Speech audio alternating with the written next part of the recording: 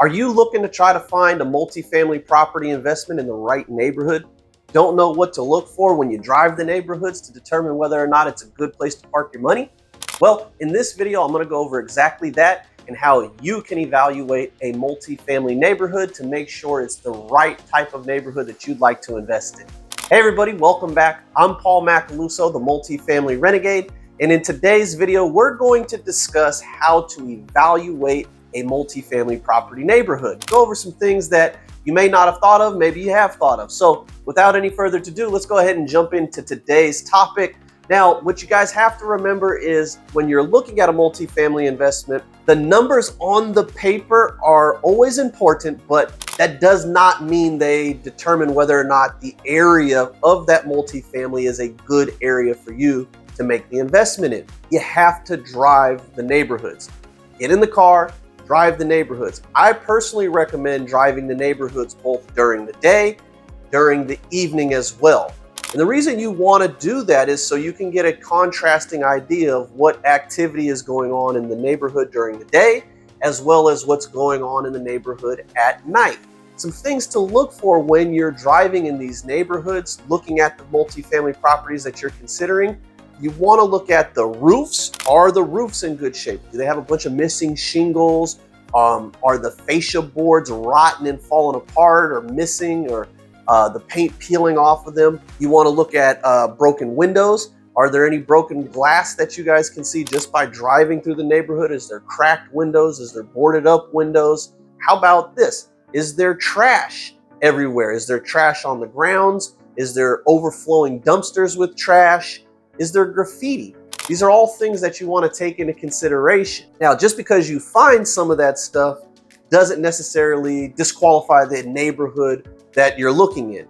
Now, those can be signs of just deferred maintenance and condition issues that you may be able to go in and remedy when you make the investment in the neighborhood. I know that I've purchased in certain neighborhoods where, I've seen buildings that look like shit, and I've been able to go in, pick up some good deals in those neighborhoods, turn things around. And what you guys will notice as you get going in your multifamily investing, if you come into a neighborhood and you put the time and the energy into it to make it look better and improve the area, that's going to spill over into the other owners in that neighborhood as well. Nobody likes to be the slumlord on the block. So if you're there putting in the time and the effort to clean things up and investing the money to make the neighborhood look better and elevate the tenant profile, most likely that's going to spill over into some of the neighboring properties ownership as well, or management. Like I said, nobody likes to be the slumlord in the neighborhood. Another good thing to look for is when you're driving the neighborhoods, looking at these properties, you want to look at where are the cars parked? Are the cars parked in the middle of the courtyards? Are the cars parked on the curbs? Are there cars there during the day or not?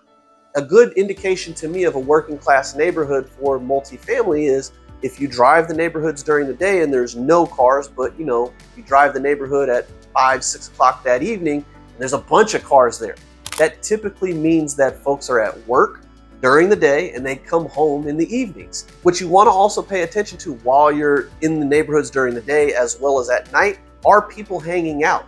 Do you see people, 10 o'clock in the morning standing around drinking a beer? Or do you see people loitering up and down the street, sitting around looking like they're up to no good? These are indicators that, things may not be the nicest of neighborhoods. If you drive the neighborhood in the evenings and you see people hanging out, but when you drove it earlier in the day, that doesn't necessarily translate into the same thing of people being up to no good. You have to use your best judgment when you're looking at these things, because sometimes people will come home from work and they want to sit outside and have a beer. They work their butts off all day. Most likely they're doing some type of manual labor and they want to just come home, relax, and while the wife's cooking or their girlfriends are cooking, they want to sit outside and have a beer and watch the kids play. It's not uncommon. Do you guys see, when you're driving in these neighborhoods, a bunch of the for rent signs that you can get at like Home Depot or something like that? Or do you see property management banners draped across the properties? So these are all indications that you will be able to use, or metrics, I guess you could say, that you'll be able to use to determine if a multifamily neighborhood is going to be the right neighborhood for you to make the investment in. So So just to recap, numbers on papers don't necessarily make the neighborhoods a good neighborhood to invest in. You want to drive the neighborhoods both during the day and during at night. You want to pay attention to the conditions of the properties. You want to look at the roofs, the paint, windows with broken glass or boarded up, trash. Is trash overflowing? Is there trash scattered about? Is there graffiti?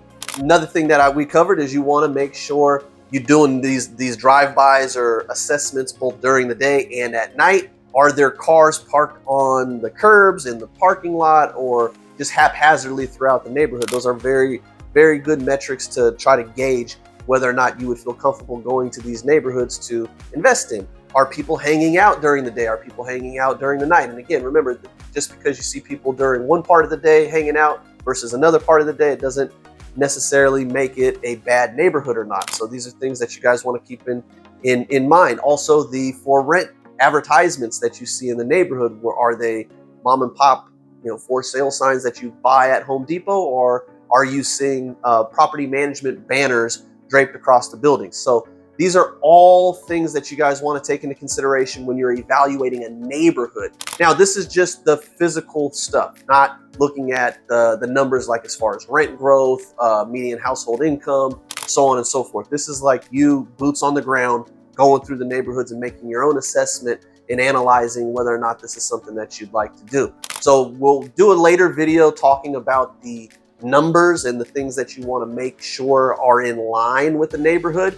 But this is more of a physical review and assessment of the neighborhood, so you can get an idea of whether or not you feel comfortable making that investment. So that's going to do it for today's video. If you guys liked what you heard today, you found it helpful or of value, please give me a thumbs up. If you're not already subscribed to the channel, make sure you do so and hit that notification bell, because I try to drop 2 videos a week for you guys. So if you liked what you heard, please make sure you subscribe so you don't miss a video. I'm Paul Macaluso, the Multifamily Renegade. Thanks for watching, and I'll catch you guys in the next video.